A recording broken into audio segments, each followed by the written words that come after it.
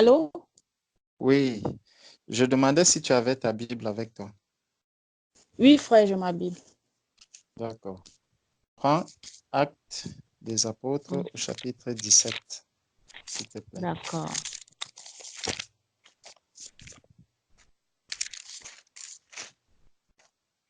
Actes des Apôtres, chapitre 17.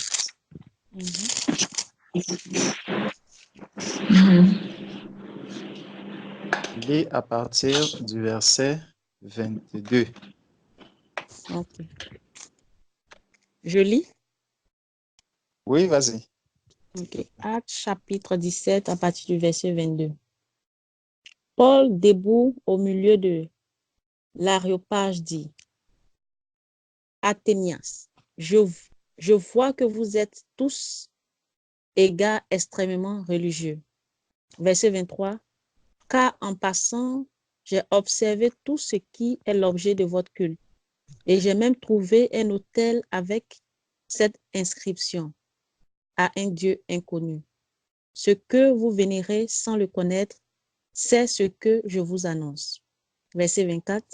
Le Dieu qui a fait le monde et tout ce qui s'y trouve, lui qui est le Seigneur du ciel et de la terre, n'habite pas dans les temples faits par les mains des hommes. Verset 25. Il n'est pas servi par des mains humaines comme s'il avait besoin de quoi que ce soit. Lui qui donne à tous la vie, le souffle et toutes choses. Verset 26, il a fait que toutes les nations humaines, issues d'un seul homme, habitant sur toute la face de la terre, il a déterminé les temps fixés pour eux et les bornes de leur demeure. 27, afin qu'ils cherchent Dieu pour le trouver si possible en tâtonnant. Or, il n'est pas loin de chacun de nous. 28, car en lui, nous avons la vie, le mouvement et l'être. C'est ce qu'ont dit aussi quelques-uns de vos poètes. Nous sommes aussi de sa race. Verset 29, ainsi donc, étant de la race de Dieu, nous ne devons pas penser que la divinité soit semblable à de l'or, à de l'argent ou à de la pierre, scrutée par l'art et l'imagination des hommes. Verset 30. Dieu, sans tenir compte des temps d'ignorance, annonce maintenant à tous les hommes en tout lieu qu'il est à se repentir. Verset 31. Parce qu'il a fixé un jour où il va juger le monde selon la justice, par un homme qu'il a désigné, et il a donné à tous une preuve digne de foi en le ressuscitant d'entre les morts.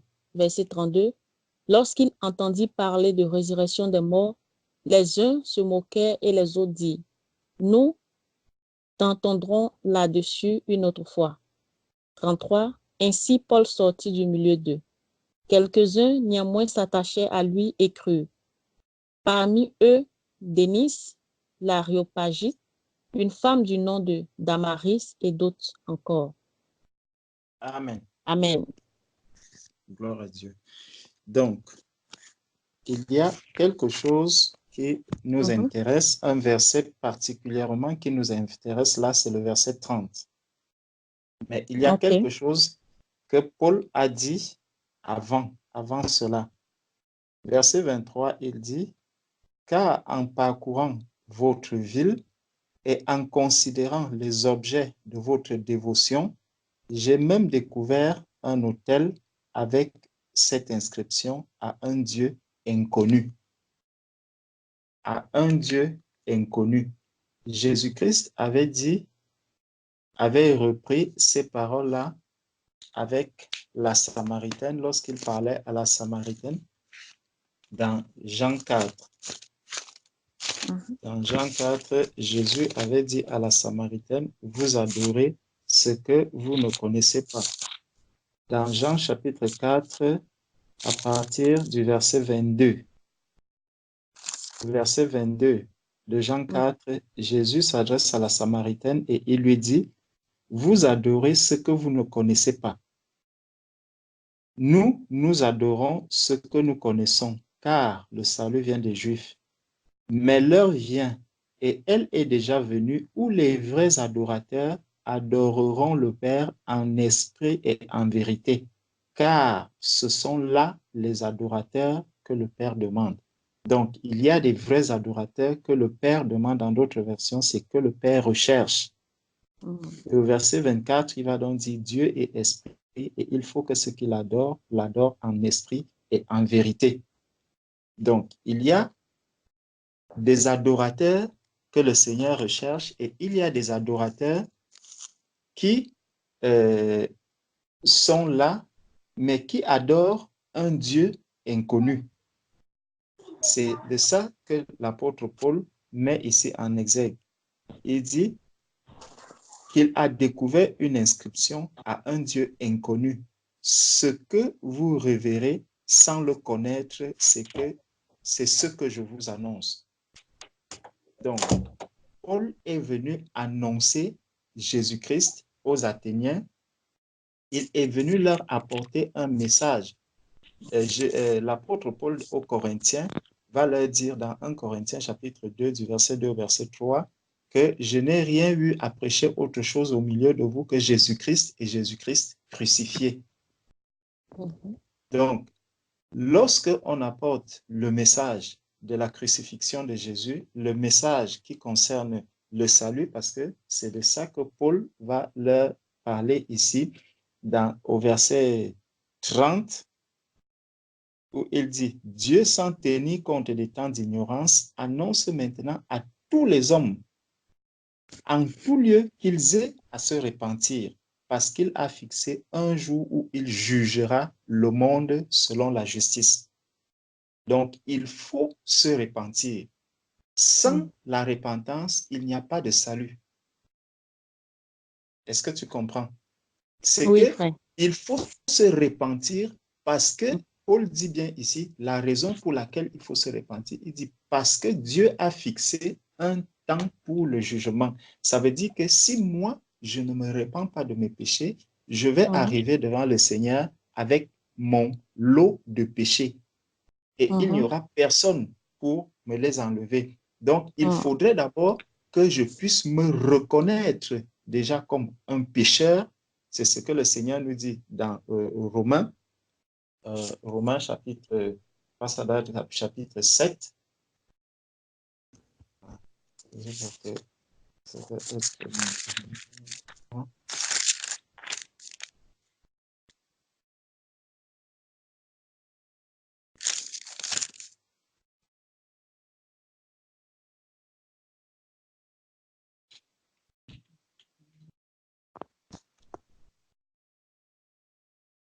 Donc, plutôt dans Romains 3, verset 23, où il dit « Car tous ont péché et sont privés de la gloire de Dieu. » Donc, le Seigneur appelle donc tous les hommes à se repentir.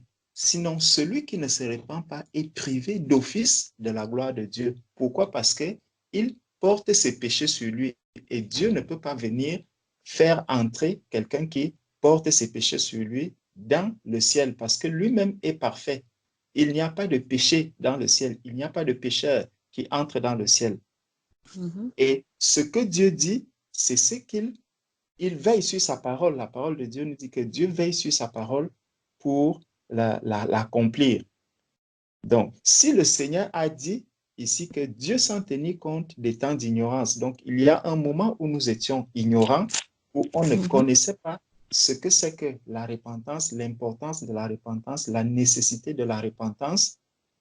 Dieu s'en tenait compte des temps d'ignorance, annonce maintenant à tous les hommes, en tout lieu, qu'ils aient à se repentir. Donc, que tu sois en Afrique, pour accéder au salut, il faut te repentir. Que tu sois aux États-Unis, pour accéder au salut, il faut te repentir.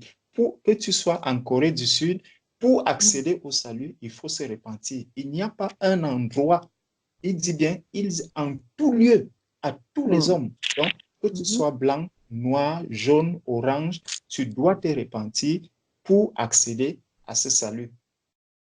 On va voir dans Actes des Apôtres, Pierre va reprendre le même discours. Ici, c'est Paul qui est en train de parler. Il dit, il annonce maintenant maintenant à tous les hommes en tout lieu qu'ils aient à se repentir, parce qu'il a fixé un jour où il jugera le monde selon la justice par l'homme qu'il a désigné, ce dont il a donné à tous une preuve certaine en le ressuscitant des morts. Et on nous dit donc par la suite, lorsqu'ils ont entendu, il y a encore une division qui va s'opérer. Certains vont se moquer, certains diront que la repentance, elle n'est pas nécessaire. La repentance, on ne peut pas se repentir de tous ses péchés, on ne peut pas demander pardon pour tous ses péchés, mais ce que Dieu recherche, c'est vraiment le désir profond qu'il y a dans le cœur de la personne. Est-ce que si aujourd'hui, on me dit que, bon, tu as été un voleur, est-ce que tu es prêt à abandonner le vol? Moi, je peux dire de la bouche que oui, j'accepte d'abandonner le vol, mais la parole de Dieu me dit que Dieu sonde les cœurs et les reins. Dieu connaît le cœur que je porte aujourd'hui. Dieu connaît la véritable réponse qui vient de mon cœur, que je ne suis pas sincère quand je dis j'abandonne le vol. Dieu, lui, il connaît. Je peux dire de bouche que oui, j'abandonne le vol. Je peux dire même aux hommes que j'abandonne le vol. C'est ça qui fait la différence entre la confession que quelqu'un ira faire peut-être devant un prêtre où il va lui dire, bon, voilà, j'ai volé, j'ai menti, j'ai fait ceci. Après, le prêtre va lui dire, va, tes péchés te sont pardonnés, ce qui n'est pas cohérent avec la parole de Dieu. Mais lorsque même tu vas dire cela de bouche, Dieu voit le cœur que je porte et Dieu connaît qu'est-ce qu'il y a dans mon cœur. La véritable réponse, elle se trouve à l'intérieur de mon cœur. Et c'est devant Dieu que je vais parler. Donc, Dieu, il connaît la meilleure réponse, la vraie réponse qui vient de l'intérieur de mon cœur.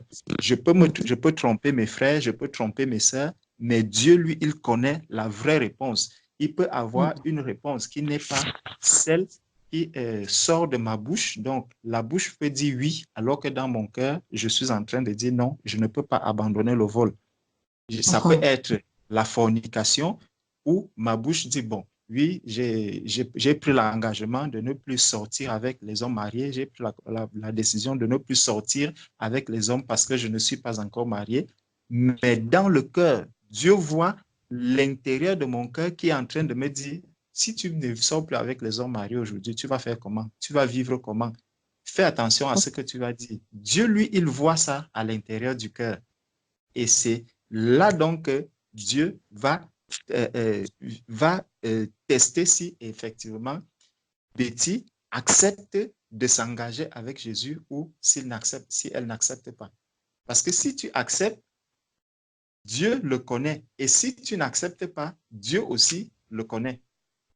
Parce qu'il voit à l'intérieur de mon cœur. Parce qu'il reconnaît quelle est la vraie réponse qui vient du fond de mon cœur. Donc, la repentance est quelque chose de très important devant le Seigneur. Le Seigneur nous dit, tous ont péché et sont privés de la gloire de Dieu.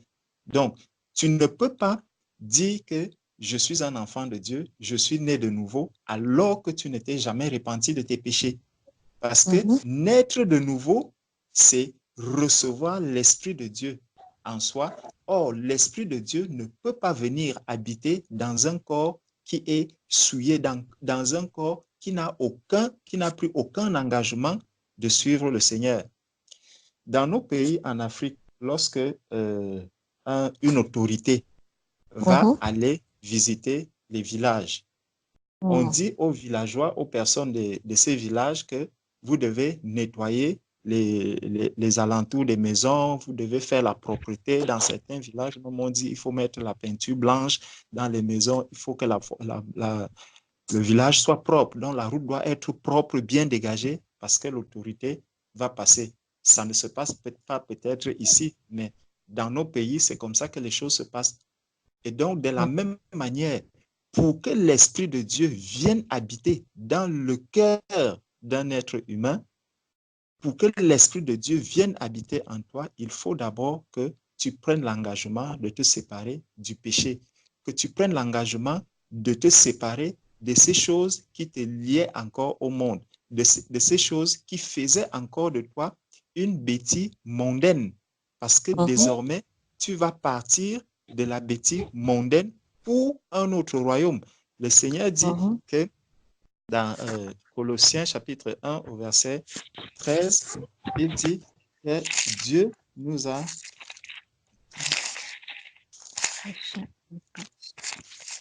délivrés de la puissance des ténèbres. Colossiens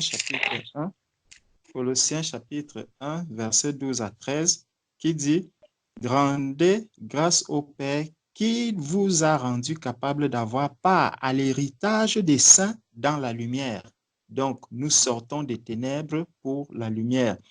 Verset 13. Qui nous a délivrés de la puissance des ténèbres et nous a transportés dans le royaume du Fils de son amour. Donc, c'est une délivrance qui est opérée. Donc, lorsque quelqu'un se répand de ses péchés, il est en train de faire une délivrance.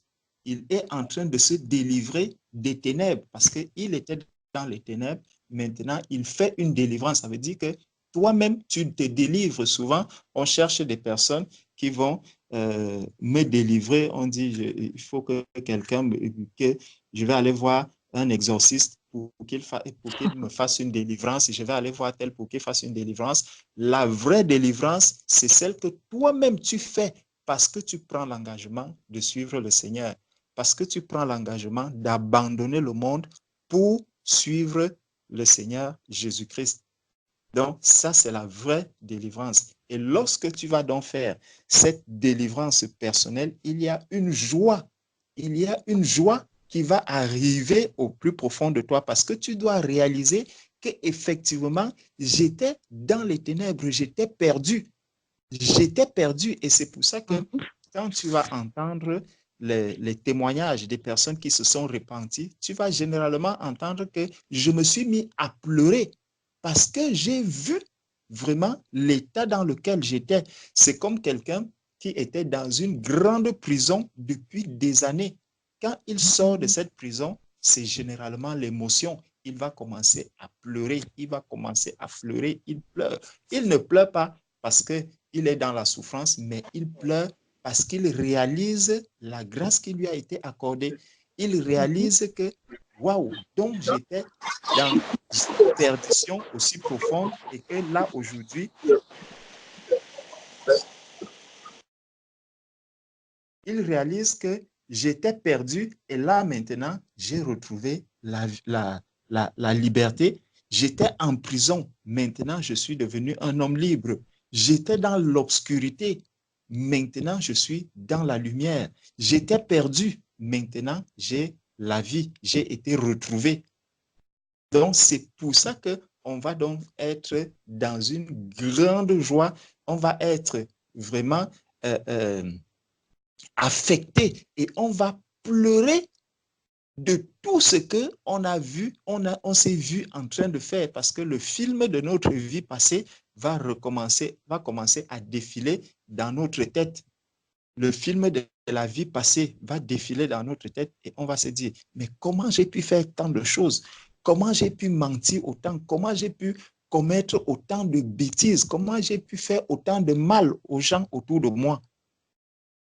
Si je mourais à cette époque, qu'est-ce que j'allais devenir? Donc, en te posant toutes ces questions, tu réalises vraiment la grâce de Dieu qui t'a été accordée dans ta vie. Tu réalises comment est-ce que Dieu a eu pitié de toi en te conservant la vie depuis ta naissance jusqu'au aujourd'hui. Et lorsque tu auras réalisé tout cela, la parole de Dieu nous dit dans Luc 15, à partir du verset 7, je vais chercher Luc chapitre 15, à partir du verset 7.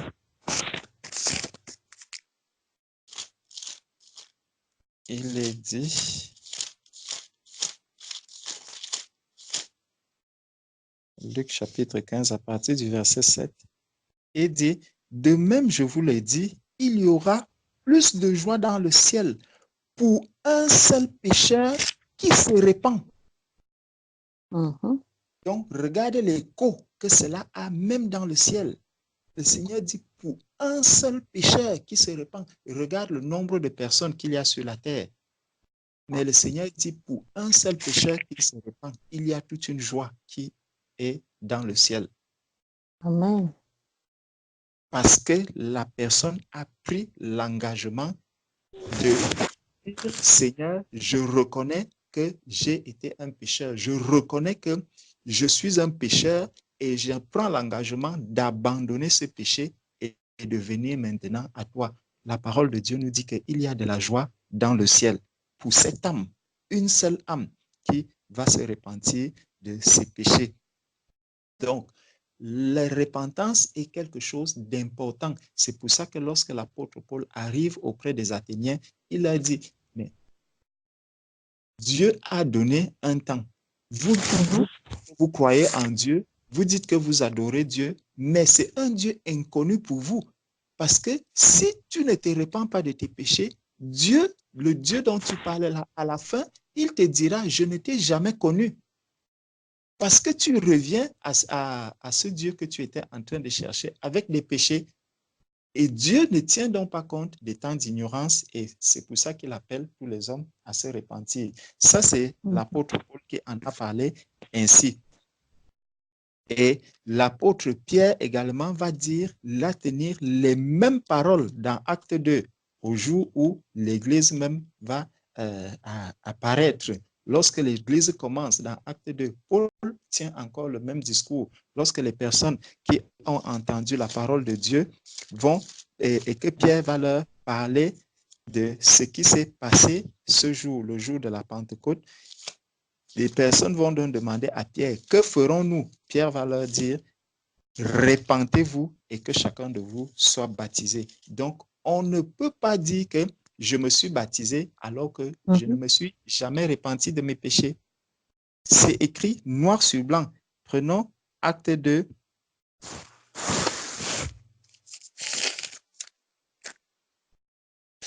Acte, chapitre 2.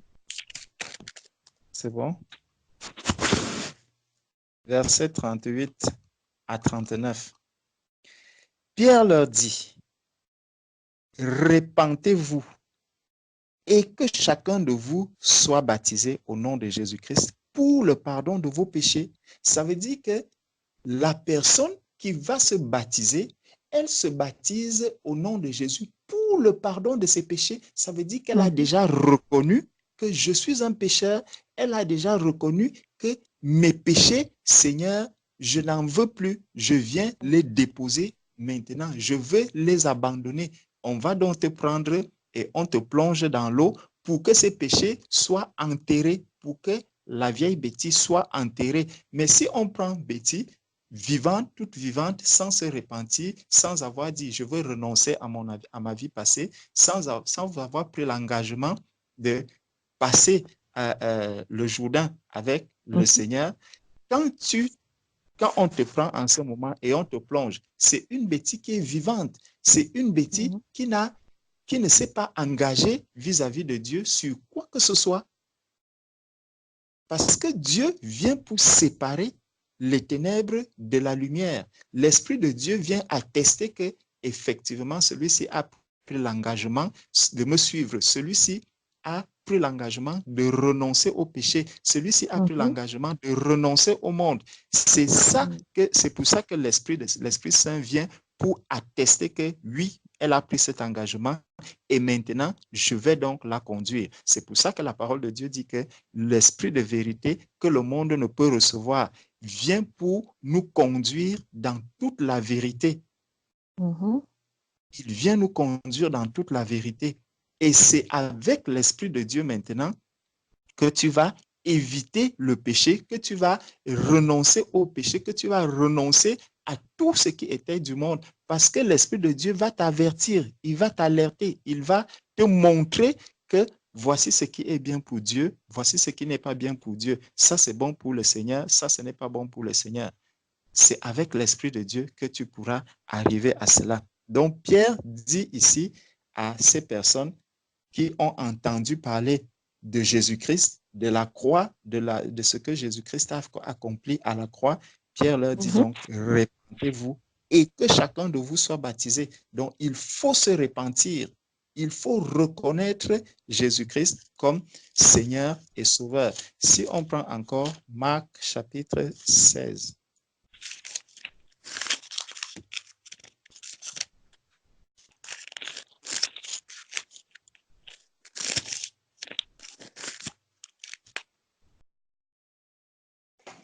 Marc chapitre 16 à partir du verset 15 au verset 16.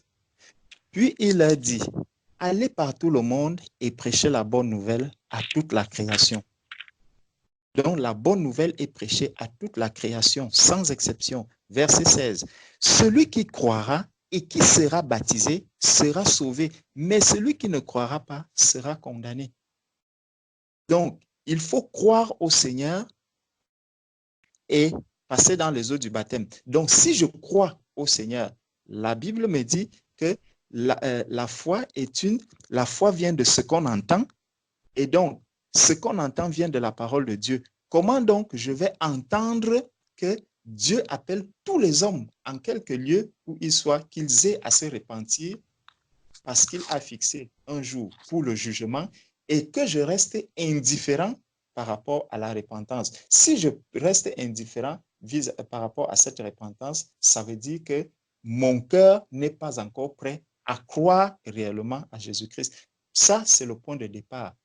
C'est le point de départ parce que Jésus est venu pour détruire les œuvres des ténèbres, pour enlever ce qui est de ténébreux sur la terre. On a vu dans Colossiens chapitre 1, verset 13 que Dieu nous a délivrés de la puissance des ténèbres et nous a amenés dans le royaume du Fils de son amour. Jésus est venu pour détruire les œuvres des ténèbres, donc pour enlever le péché, pour nous séparer du péché, pour nous séparer du monde. C'est ce que Jésus-Christ est venu faire sur la terre. Donc, pour que quelqu'un s'engage dans les eaux du baptême, il faudrait qu'il ait déjà réglé la question du baptême. Quelqu'un ne peut pas s'engager dans les eaux du baptême simplement par un coup de l'émotion ou simplement parce qu'on lui a dit, bon voilà, est-ce qu'il y a des personnes qui sont dans la salle qui veulent passer? On voit les autres aller passer dans les eaux du baptême. Moi aussi, je me lève, je vais passer dans les eaux du baptême.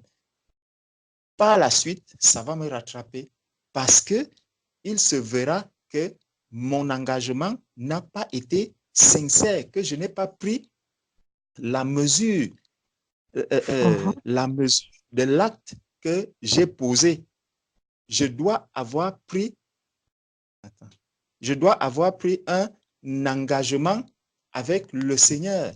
Et c'est dans cet engagement, parce que quand il y a un engagement, ça veut dire je m'engage, lui aussi, il s'engage.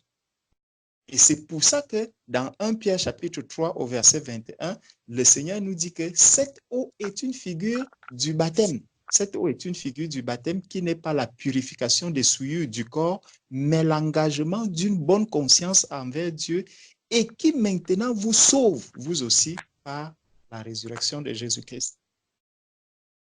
Donc, c'est un engagement que je prends lorsque je vais passer dans les eaux du baptême. Le Seigneur nous a dit à travers l'apôtre Pierre que ce baptême que nous prenons au nom de Jésus-Christ, c'est pour le pardon de nos péchés. Et c'est Jésus-Christ qui pardonne les péchés. Donc, lorsque je passe dans les eaux du baptême, mes péchés sont effectivement pardonnés, ils sont lavés, ils sont nettoyés, ils quittent totalement ma vie. Ces péchés quittent totalement ma vie. Et ça, je dois le recevoir par la foi. Je dois accepter cela par la foi parce que c'est écrit. La parole de Dieu nous dit que toute écriture est inspirée de Dieu pour enseigner, corriger, instruire, afin que l'homme de Dieu soit parfait. Ça, c'est 2 Timothée 3, verset 16. Ça veut donc dire que lorsque j'entends, on me parle de la repentance, il faudrait que je m'engage dans cette repentance-là avec un cœur sincère, avec un cœur prêt vraiment à marcher et à avancer avec Dieu. Proverbe chapitre 23, verset 18 ou 23, verset... Je me dis que je dise. Proverbe 28, verset 13. Okay. Proverbe 28, verset 13 nous dit celui qui cache ses transgressions ne prospère point, mais celui qui les avoue et les délaisse obtient miséricorde. Donc, c'est dans la repentance, il faudrait que j'avoue mes transgressions devant Dieu. Je dois avouer mes transgressions devant Dieu. Ça, c'est la première étape. je reconnais que j'ai volé, je reconnais que je suis un menteur, je reconnais que je suis ceci, je reconnais que je fais tout ce qui est mauvais. Je reconnais que j'enseigne souvent la parole de Dieu parce que le Seigneur dit que la femme ne doit pas enseigner. Donc, comme tu as l'habitude d'enseigner, tu dois te repentir de ce péché. C'est un péché pour lequel tu dois te repentir. Tu dois te repentir de ce péché et prendre maintenant l'engagement. Parce que la suite, c'est que, mais celui qui les avoue et les délaisse obtient miséricorde. Donc, prendre maintenant l'engagement que Seigneur, même si le pasteur qui était là me demande encore d'aller prêcher, d'aller enseigner, je lui dirais que non, je ne le fais pas. Parce que Dieu ne m'autorise pas à le faire. C'est ce que la parole de Dieu dit. Et tu dois obéir à Dieu plutôt que d'obéir aux hommes. Amen. Le Seigneur t'appelle vraiment à te consacrer, à t'engager entièrement avec lui. C'est pour ça qu'il parle d'un engagement de bonne conscience. C'est que je suis conscient que ce que la parole de Dieu dit est vrai. Et comme cela est vrai, alors lorsque j'écoute la parole de Dieu, lorsque je lis la parole de Dieu, je dois pouvoir la mettre en pratique. Donc, c'est important de s'engager déjà, ma sœur, dans le processus de la repentance et faire maintenant le baptême parce que tu vas me dire, mais je suis déjà baptisé. Allons prendre le chapitre 19. Quel verset? Actes des apôtres. Allons au chapitre 19. Ok.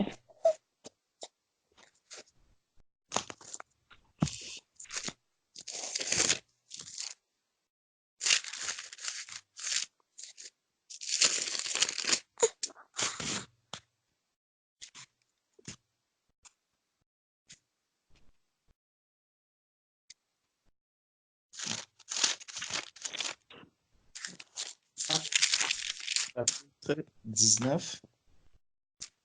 Les premiers versets. Donc, il est écrit, pendant qu'Apollos était à Corinthe, Paul, après avoir parcouru les hautes provinces de l'Asie, arriva à Éphèse. Ayant rencontré quelques disciples, il leur dit, « Avez-vous reçu le Saint-Esprit quand vous avez cru ?» Ils lui répondirent, « Nous n'avons pas même entendu dire qu'il y a un Saint-Esprit. » Il dit, « De quel baptême avez-vous donc été baptisés ?» Et ils répondirent, « Du baptême de Jean. » Alors Paul dit, Jean a baptisé du baptême de la repentance. Jean a baptisé du baptême de la repentance, disant au peuple de croire en celui qui venait après lui. Donc la repentance, c'est croire en Jésus-Christ. C'est pour ça que dans Marc 15, verset 16, on a lu que celui qui croira et qui sera baptisé. Donc dans ce croire-là, il y a la repentance. Celui qui croira et qui sera baptisé sera sauvé. Donc, tu ne peux pas directement passer au baptême sans passer par croire, sans avoir cru. Et maintenant passer dans les eaux du baptême. Donc, de quel baptême avez-vous donc été baptisé? Et ils répondirent du baptême de Jean. Alors, Jean a baptisé du baptême de repentance, disant au peuple de croire en celui qui venait après lui, c'est-à-dire en Jésus. Sur ces paroles, il fut baptisé au nom du Seigneur Jésus. Lorsque Paul leur eut imposé les mains, le Saint-Esprit vint sur eux et ils parlaient en langue et prophétisaient. Et on nous dit, ils étaient en tout environ 12 hommes. Donc, tu vois qu'il faut toujours et toujours mettre sa marche, sa vie à règle avec le Seigneur. Quand on se rend compte que j'ai plié une étape, j'ai franchi une étape sans l'avoir respecté, ce que le Seigneur nous appelle, c'est de mettre cette étape-là en règle. Comme les disciples ici sont venus devant Paul et lorsque Paul a constaté qu'il y avait un problème par rapport à... Parce que ici, justement, c'est qu'ils s'étaient simplement repentis.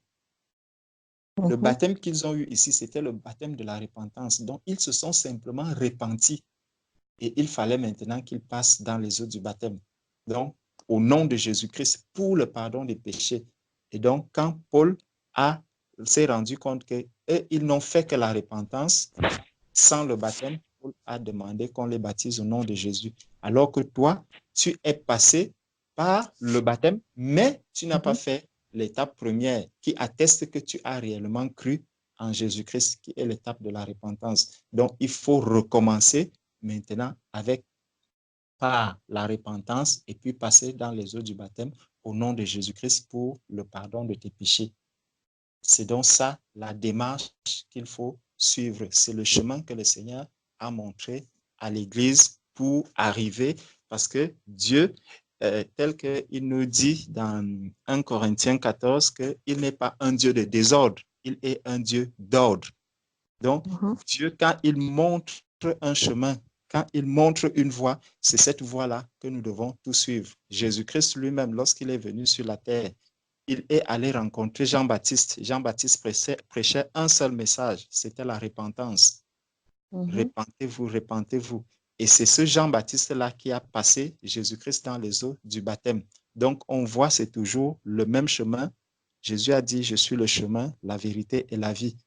Lui aussi, il est passé par celui qui parlait et prêchait la repentance et il a été baptisé. Et après cela, il a reçu, pas qu'il a reçu, on a vu l'Esprit descendre sur lui sous la forme d'une colombe.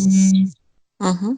Donc, c'est ma sœur de suivre ce cheminement, ces étapes pour que vraiment ta marche avec le Seigneur soit complète, pour que le chemin sur lequel tu t'es engagé, qu'il n'y ait rien, que tu n'aies rien à te reprocher et que vraiment le Seigneur te tienne la main parce que tu auras Amen. obéi à sa volonté. Amen. Amen. Ok, frère, merci beaucoup. Est-ce que je peux me poser une question? Oui, vas-y, ma soeur. Ok, vraiment merci pour l'éclaircissement. Comme je vous avais dit auparavant, le baptême que j'ai reçu, je l'ai fait sans la repentance. Mais après ça, je pense, je me suis baptisée en 2016. Mais après, un an après, il y a eu un changement dans ma vie. C'est-à-dire, quand je partais à l'église, quand je lis la Bible, ce que je comprends, ce que l'Esprit de Dieu me met à cœur, chaque fois, quand j'avance avec le Seigneur, les péchés qui me viennent en tête, en tout cas, je me répands de cela. C'est-à-dire, je demande pardon, je confesse au Seigneur et puis je m'en détourne totalement.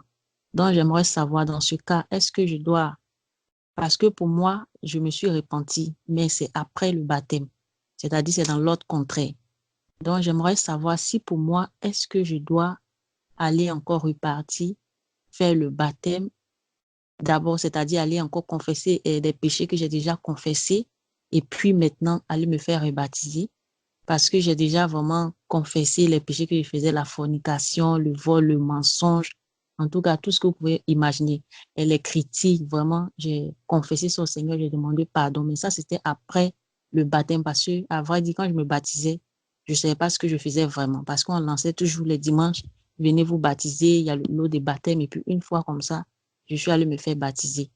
Mais quand je me suis baptisée, sincèrement dit, le même jour que je me suis baptisée, je rentre, je me change, je dis, bon, il faut que je me rende un peu belle, je saute, tu vois. Donc, c'était pas vraiment la repentance. Mais après, un an après, le Seigneur m'a fait grâce. Je peux dire que c'est la grâce du Seigneur. Parce que, d'après ce que vous avez expliqué, c'est pas comme ça se passe. Mais je vais confesser mes péchés. Donc, la question est ceci. Est-ce que je dois encore confesser des péchés que j'ai déjà confessés et aller me faire rebaptiser ou comment? Donc, voici ma question. D'accord. Nous allons toujours revenir dans la Mhm. parole de Dieu. D'accord. Prenons Actes des Apôtres, chapitre 10. Hmm. OK. Actes des Apôtres, chapitre 10.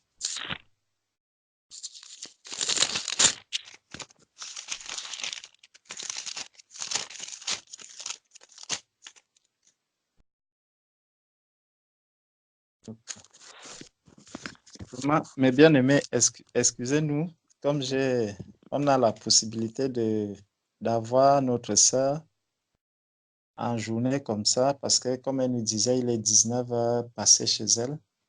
Là, je croyais qu'il va déjà être 20 heures. Oui, Donc, 20h44 maintenant. voilà.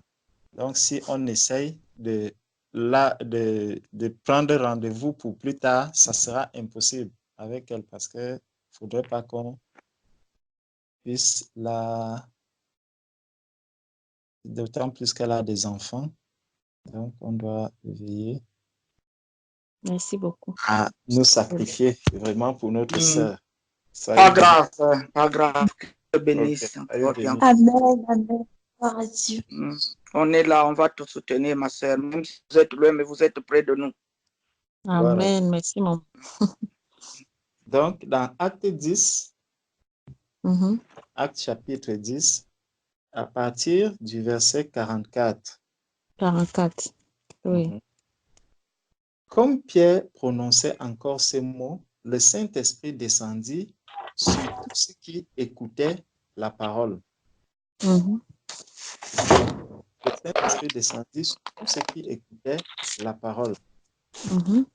Tous les fidèles circoncis qui étaient venus avec Pierre furent étonnés de ce que le don du Saint-Esprit était aussi répandu sur les païens. Car ils les entendaient parler en langue et glorifier Dieu. Alors Pierre dit, peut-on refuser l'eau du baptême à ceux qui ont reçu le Saint-Esprit aussi bien que nous? Tu vois, la question la question de Pierre est quand même étonnante. Parce que Pierre voit les personnes qui sont en train de parler en langue, qui ont donc, ce qui atteste qu'ils ont déjà reçu le Saint-Esprit. Et Pierre pouvait donc dire que, mais comme ces personnes ont déjà reçu le Saint-Esprit, parce que dans Jean chapitre 1, il est dit qu'on n'est pas de nouveau par la chair, mais par la volonté de Dieu. Donc, c'est Dieu qui les a fait naître de nouveau. Ça, c'est des personnes qui ont déjà reçu l'Esprit de Dieu. Donc, ils sont déjà nés de nouveau. Mais Pierre demande, est-ce qu'on peut refuser l'eau du baptême à ceux qui ont reçu l'Esprit de Dieu? Il leur donne, il ne leur demande même pas. La suite, c'est verset 47. Alors Pierre dit, peut-on refuser l'eau du baptême à ceux qui ont reçu le Saint-Esprit aussi bien que nous? Et il ordonna, ce n'est même pas qu'il demanda, il ordonna qu'ils fussent baptisés au nom du Seigneur. Donc, pour celui qui n'a même pas encore reçu l'Esprit de Dieu, on peut encore lui demander que, mais ma sœur, est-ce que quand est-ce qu'on te baptême, est-ce qu'on peut te baptiser? Mais celui qui a déjà reçu l'Esprit de Dieu, parce que la parole de Dieu nous dit dans Jean chapitre 16, verset 13, il dit, quand le consolateur sera venu, l'Esprit de vérité, il vous conduira dans toute la vérité. Tu vois, le Saint-Esprit vient pour nous révéler le péché. Il révèle le péché, il rappelle qu'il y aura le jugement au moment dernier. Il rappelle que Dieu est juste. Donc, le Saint-Esprit vient pour nous rappeler toutes ces choses.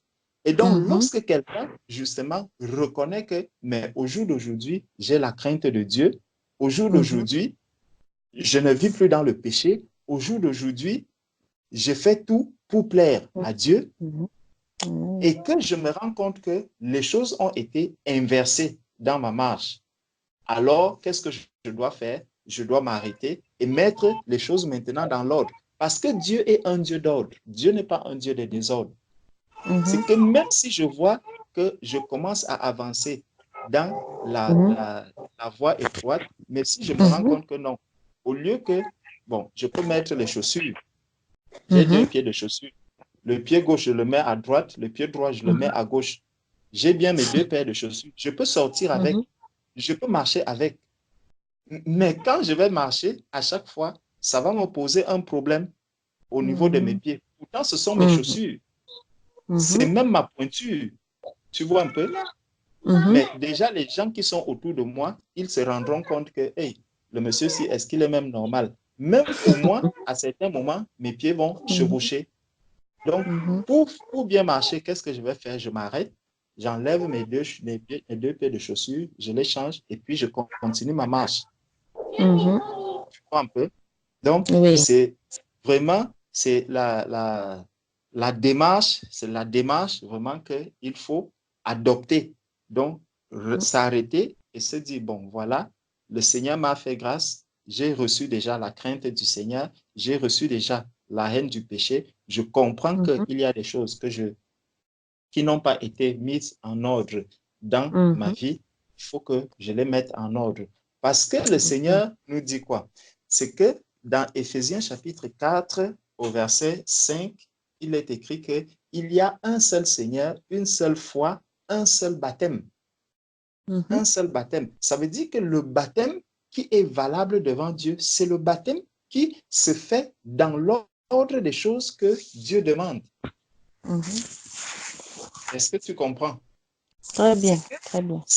Même si je fais un baptême aujourd'hui, par exemple, un enfant, je prends un enfant que je trouve à côté et je lui dis, bon, viens, je vais te baptiser. Je te baptise au nom de Jésus. Ce baptême n'a aucune valeur. Pourtant, c'est un Mhm. baptême au nom de Jésus. Mais comme l'enfant, il ne sait pas ce que c'est que le baptême, d'ailleurs, c'est ce que l'on fait dans toutes les religions où on Mhm. appelle les enfants, on dit on va vous baptiser, on appelle les Mhm. personnes, on dit on va vous baptiser. Mais ce baptême-là, il est non-sens dans la mesure où les personnes ne s'engagent pas avec le Seigneur. Quand tu avais pris ton baptême, tu ne t'étais pas engagé avec le Seigneur du tout. Non. Tu n'avais pas un engagement. Voilà. Donc, le Seigneur a continué à t'attirer, il a continué à t'attirer, il a commencé à te montrer même la lumière, à te montrer le chemin que tu dois suivre. Maintenant que tu as vu que c'est ça la vérité, ma sœur, la seule Mhm. chose que tu as à faire, c'est de te dire, Seigneur, j'ai compris ta parole, j'ai compris ce que tu attends de moi, j'ai compris que je n'ai pas fait les choses dans l'ordre, je reviens vers toi maintenant, tu prends ton temps, tu cherches Mhm. où tu peux te baptiser. Amen. Amen. Amen. Amen. Amen. Très bien compris, frère. Gloire au Seigneur. Très bien compris. Gloire à Dieu. Amen. Amen. Amen. Amen. Amen. Amen. Amen.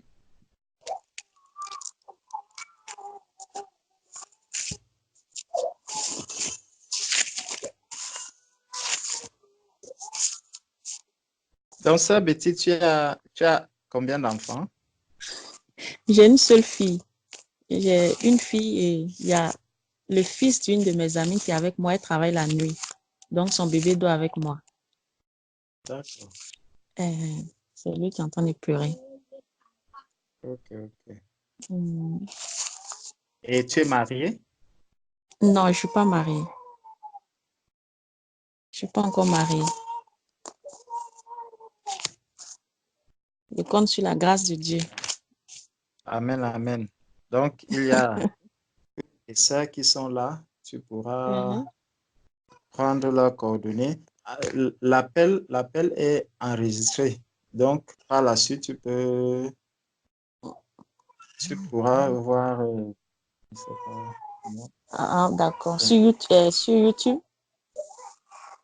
Non, là, c'est pas encore sur YouTube. Ah, Ça, d'accord. ça sera sur YouTube peut-être plus tard. Ah, d'accord, d'accord. Bon, alors, D'accord, frère. hmm, Oui, oui, maman. ma fille, bon, tu pourrais me contacter. Moi, je suis maman Amélia. Je vis en Maman Belgique. Amélie. Oui. D'accord, mais Si vous ok. avez le temps, vous pouvez m'appeler, on peut discuter ensemble. Merci beaucoup, maman. Ça me Hmm, fera vraiment plaisir. Merci. ok. Hmm. C'est maman Mhm. Amélia avec ses cheveux blancs. Maman Amélie. Ah oui. D'accord. Ok, donc je prends votre contact Donc, sur ce le que tu groupe peux Skype, faire, c'est ça? ce que tu peux Mhm. faire, soit tu laisses ton numéro là sur D'accord. l'appel, dans les messages, tu laisses ton numéro comme ça, tous les bien-aimés pourront avoir ton numéro là. Hmm, D'accord. Mhm. hmm. Ah, Sois béni, merci ma vraiment à fille. vous tous. Sois béni, tu auras un Merci. mari La bien. grâce et la paix du Seigneur soit avec vous. Merci beaucoup. Tu auras un mari Merci. chrétien. Amen. Elle va te le donner. Sois bénie, ma Amen. fille. Merci, maman. Mm. D'accord. Donc, comme le bébé plaît, je vais m'occuper de lui. Après, je reviendrai D'accord. pour voir les messages. D'accord. Il n'y a pas de Ok. problème. Gros, Ok, gros donc, bisous. bonne suite. Que le Seigneur soit avec vous, qu'il vous fortifie, qu'il vous éclaire. Amen. Ok. Amen. Amen. Amen. Amen. Ok, merci bien. Amen. Amen. Avec toi aussi. Au nom de Jésus. Alléluia.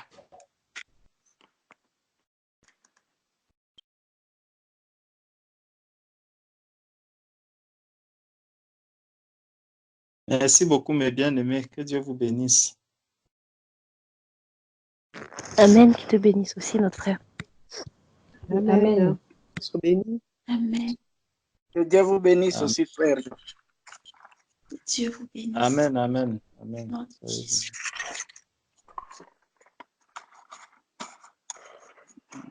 Soyez bénis tous au nom de Jésus. Amen. Amen. Amen. Amen. Amen. Amen. Amen. Amen. Amen. Amen. Ouais. Amen.